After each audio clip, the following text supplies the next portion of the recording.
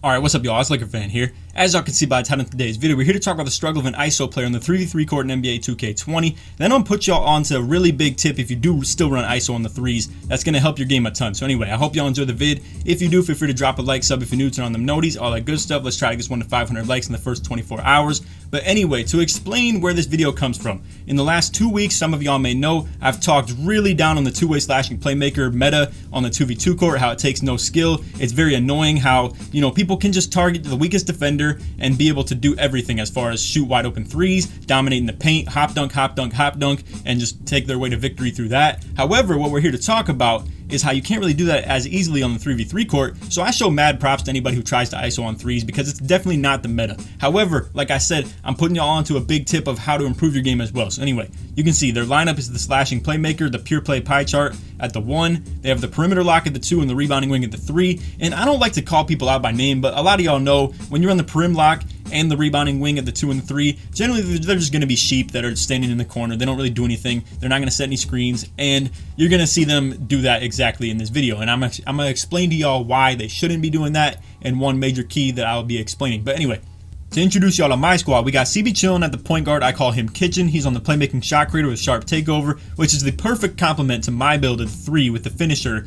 Finishing and defense pie chart, I run as a big man, essentially an undersized big that has more mobility and better defense as well. And then we got Cook on the two-way slashing playmaker. Y'all know the deal. He's our lockdown. 92 overall. He doesn't have many of his badges in the first place either. But anyway, so I'll show you this ISO tip that I'm talking about, the first play they get on offense. But you're going to see our offense is pretty simple. It's just inside big, pick and roll like I was saying. Boom, set the screen. If the big steps up too high, I'm rolling. If the guard pre-rotates onto me, I'll show y'all how to beat sides defense. This video is going to help all types of people, the ISO players, the pick and roll players. A lot of you pick and roll guys, you've already been with the channel most likely, and you've come to me for complete advice on that stuff. But anyway, you're going to see this dude, he was coming out here kind of nice. Like I'm talking, he was hitting some nice dribble moves, and you can see him get past Cook right there for the only 2% contest on the layup. And again, I show mad props to anybody who has the skills to do this type of stuff.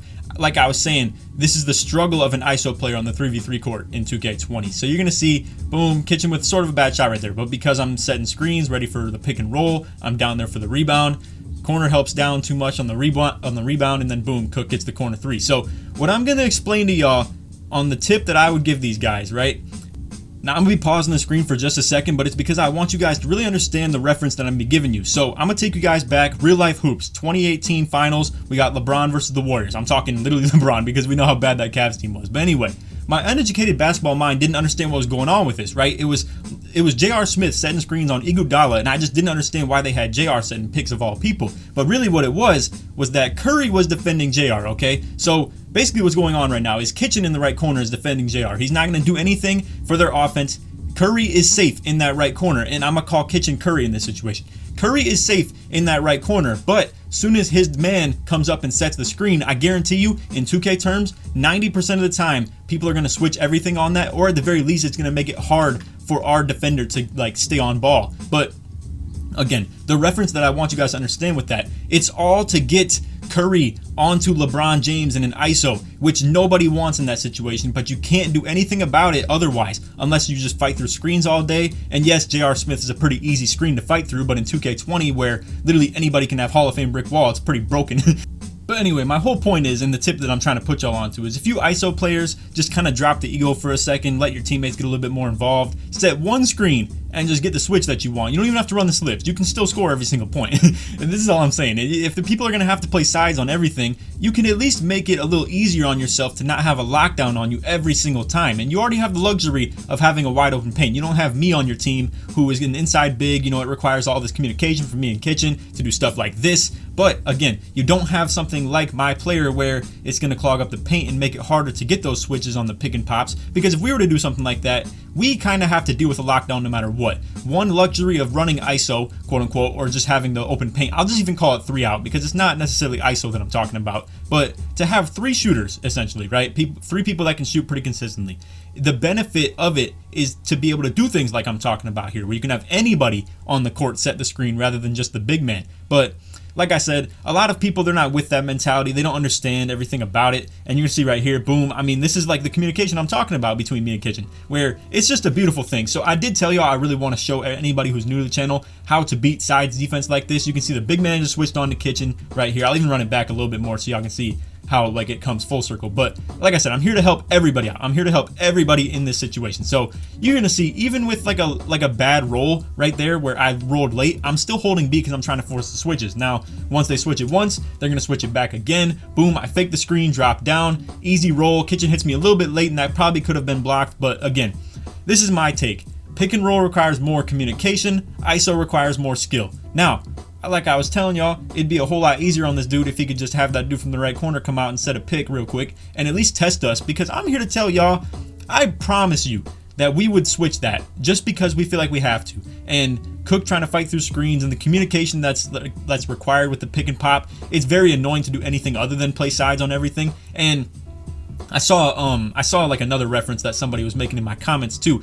So I actually have the comment right here and I'm reading it, but they said basically, what if 2K finally nerfs screens? What build would you play on? Because it would finally mean inside bigs would become irrelevant, which I already think is stupid in the first place, because I don't know if y'all ever step on this 3v3 court, but it's definitely rim sharps almost every single time unless you're me. And honestly, at that point, if anybody does run an inside big, they're usually not meta in that sense anyway. But long story short, he's making the reference to real life in the NBA, how inside bigs are irrelevant. And the fact of the matter behind that really is just that some of these people are just not skilled. But we're gonna get away from the whole NBA reference because I know not a lot of y'all tune into this stuff for that. But long story short, the whole like screen game in 2K, how everybody thinks it's so toxic and it's not realistic to be able to just screen 50,000 times in one possession. I understand that, but at the same time, in the league, people switch everything because guards like Curry don't want to fight through 80 screens a game because it wears on their fatigue, bones, muscles, all types of, just makes them like sore, and nobody wants to do that 82 games a year every other night fighting through 70 screens, especially when you're an offensive point guard like Curry who has to carry the offensive load. So long story short, pick and roll in 2K, it's not really realistic in that sense anyway. I want to explain what happened here. So you guys were seeing Kitchen was low-key, I'm not here to sell out my point guard or anything, but low-key there were some late passes going on right here. You see I read the slip pretty easily, but just late pass definitely leads to contests pretty often. And even at that 100% contest, like with slash takeover on, I understand it at the end of the day. But long story short, you're gonna see we struggled late in this game to like set up some pick and rolls, and this is like the real frustration that I run into, where it's like just things weren't setting up right. You're gonna see I just go up with this again. Generally, that's so out of character for me too, because honestly, we all know how bad standing layups are in 2K20, and that's another aspect of the whole inside big thing too, bro. Inside bigs can't even dominate like a whole 6'5" point guard on the standing layups, at least often. Now you're gonna see this dude was pretty predictable with his like attempts from 3 and whited them both. You saw the one earlier as well, and Cook it was honestly just because Cook was playing off on him quite a bit, but he still got the late contest on both of them. But like I said, his player isn't maxed out. He was getting like low percentage contests and stuff like that. Like the fact that he got more on the crab right there, and that's the other unrealistic thing. Listen, y'all, it's just so hard to compare this game to real life basketball because nobody does that stuff. Nobody sizes up like 4 times just to crab somebody and make sure that they can't get a contest from behind, because at the end of the day, it's going to affect their shot if somebody's directly behind you and like, going to take your legs out. Long story short, it's so hard to, compare this game to real life. So stop trying to do it in the first place. This is a game, and understand pick and roll is always going to be a thing. There's absolutely no way that you're ever going to just make pick and roll irrelevant and not able to be ran. Now, I will say, I think what would make the whole like pick and roll versus ISO, like both the guards happy, and just long story short, is if they nerf slashing in some sense as well. I think it would make ISO with PLAYSHARPs a lot more relevant, and I think it would make pick and roll a lot more relevant too, because then you don't have to have a lockdown to stop the other lockdown. Long story short, what the 2v2 meta has become, and it's easily just this, is 2 locks, boom, you struggle to set up anything clean on offense if you have a real guard, and then to counter that, you just have to run 2 locks as well. You guys know the deal. We've talked about this so often, but anyway. Final scoreboard. I want to explain to y'all why ISO is such a struggle in 2K20 on the 3v3, and you can see it right here. Dude was 5 for 7. He did have 2 turnovers, that is true, but he was 2 for 2 from 3. He did wipe both of them as well. We won't talk about that stuff, but long story short, Kitchen, our point guard, was 1 for 4, right? And he probably could have passed all game. He didn't even have to put up any shots, but he just did, if we're being real. They were playing size for the most part. We were taking our slips. Even if he did shoot it, I generally had rebound because I'm in the pick and roll. I'm running to the rim, stuff like that. So I had 5 boards, 10 points, 3 assists, kicking it to the fast breaks and stuff like that too. It's just, listen, man, pick and roll is by far, or pick and pop. I'll say this, pick and pop is always going to be the meta of 3v3 because it generates the most 3-point attempts. Now, you can run pick and roll as well if you have good defense. That's the major keys. If you can play good defense against the other team's pick and pop, and that requires a build like mine of the 3 that's really mobile and can defend the point guards and the switches, because in pick and pops, it's going to be all types of switches you have to perform. With inside big, it's more like you have to play really good hedge defense because you're not trying to switch everything, because again, you don't want your point guard to end up on the inside big too often. But you know, in this game, you don't have to worry about that too much because it's not like he's just gonna post him up and drop step, go up for a layup, and that's gonna be a good shot. That's just not the fact that matter. It's not a good shot, y'all, for real, especially if you have an undersized one like me, where I'm not really gonna be able to take a standing layup even on like a 6'5" lock or anything like that. I gotta, you know, run the rescreen and slip. And I will say the incapability of hitting standing layups in this game and last year's game have honestly kind of led to me like learning the knowledge of the screen game and slip game a little bit, because I got to find other ways to score. But anyway, that's all for the vid. I hope y'all enjoyed. If you did, feel free to drop a like, sub if you're new, turn on them noties, all that good stuff. If we could try this one to 500 likes in the first 24 hours, like I was saying, I really appreciate that. But anyway, if you made it to the end of this video, put Hawk in the comments to show your support that you made it all the way through to the end of this one. If you did, like I said, feel free to drop a like, leave all that good stuff. Other than that, hope y'all enjoyed. Take it easy, man. Peace.